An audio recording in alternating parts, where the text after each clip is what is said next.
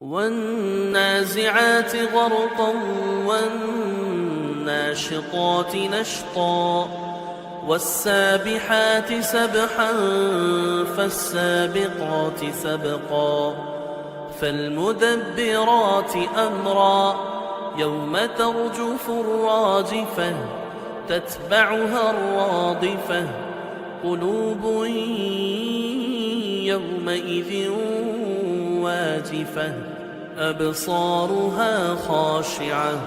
يقولون أئنا لمردودون في الحافرة أئذا كنا عظاما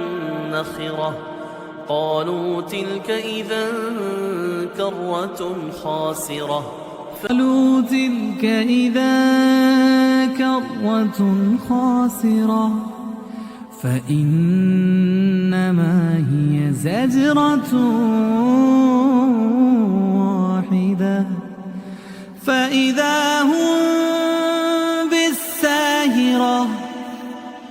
هل أتاك حديث موسى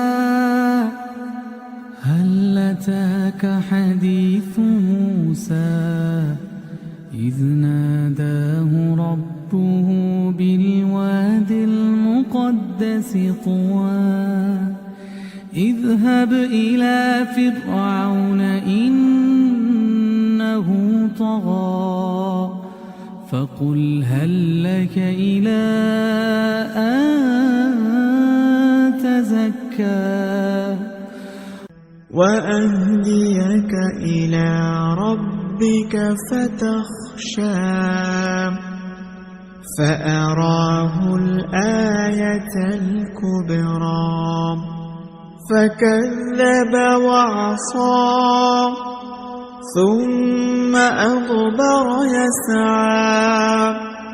فحشر فنادى فقال أنا ربكم الأعلى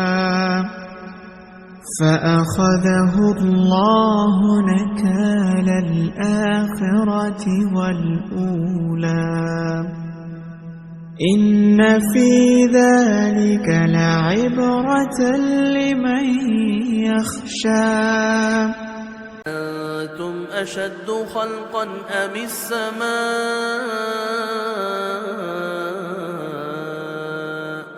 بناها رفع سمكها فسواها وأغطش ليلها وأخرج ضحاها والأرض بعد ذلك دحاها أخرج منها ماءها ومرعاها والجبال أرساها متاعا لكم ولأنعامكم فإذا جاءت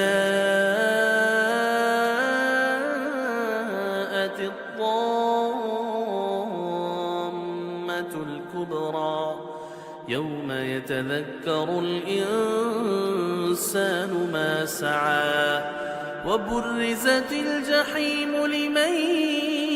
يرى فأما من طغى وآثر الحياة الدنيا